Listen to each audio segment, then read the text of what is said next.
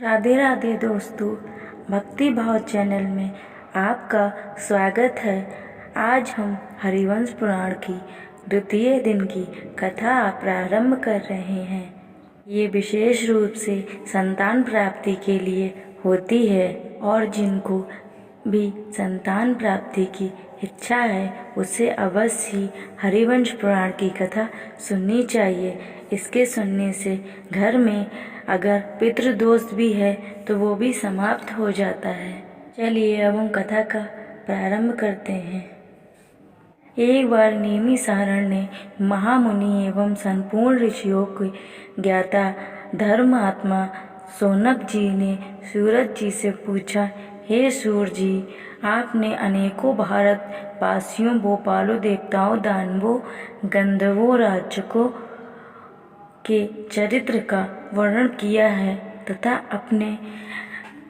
आपने अनेकों पुराणों का वर्णन किया है। उन पुराणों में कुरुवंशियों का जीवन चरित्र भी वर्णित है, परंतु वैष्णवी और अंधक बंधुओं विषय में कुछ भी वर्णन नहीं किया है।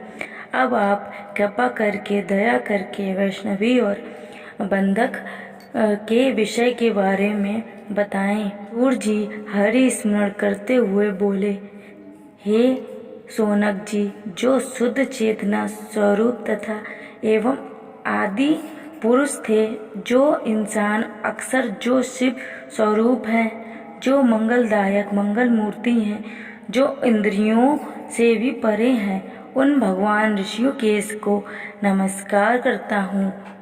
अपने पतिपाद के विषय को कहलाता हूँ। यह तथा भारतवंशी जन जी के अनुरोध पर वैष्णवी जी ने एवं अंधक ऋषियों ने चरित्र को कहा जाता है। वैष्णवी जी के जीर से कहा है, हे राजन, जो चरित्र में आपको सुनाने जा रहा हूँ यह निश्चित ही दिव्य, आपनाशक, अनेक अर्थ से मुक्त है। इस कथा को बार बार प्रेम पूर्वक सुनकर हृदय गम करने से वंश ग्रहण होता है और स्वर्ग में भी पूजने योग्य होती है। जो नित्य एवं प्रधान पुरुष हैं उसी के संसार की उत्पत्ति हुई है। अतः हे राजन, उनकी अव्यक्त पुरुष को अभिमन्यु तेज संपन्न सत्य जीवों को नारायण समझो। उसी महान ब्रह्मा से अहंकार उत्पन्न हुआ है। अहंकार से सूक्ष्म जीवों से पंच तत्व, जरायु आदि 4 प्रकार के जीवों की उत्पत्ति हुई है। इसी को सनातन सृष्टि कहा जाता है। अब संपूर्ण विश्व सृष्टि का पूर्ण विवरण सुना रहा हूँ, जिसके कार्तिक करने से, स्मरण करने से धन तथा यश की वृद्धि होती है, शत्रुओं का नाश होता है, आप बढ़ती है और अतः में स्वर्ग की प्राप्ति होती है। भगवान ने सर्वप्रथम जीवों को प्रकट करके अनेक प्रकार के भौतिक प्रजा को उत्पन्न करने का विचार किया है। अतः सर्वप्रथम प्रभु ने जल की उत्पत्ति करके उसमें अपना तेज डाला दिया है। वह तेज हृदय वर्ष का भंडार रूप हो गया। उस अंडे से स्वयं भू कहे जाने वाले ब्रह्मा जी की उत्पत्ति हुई है।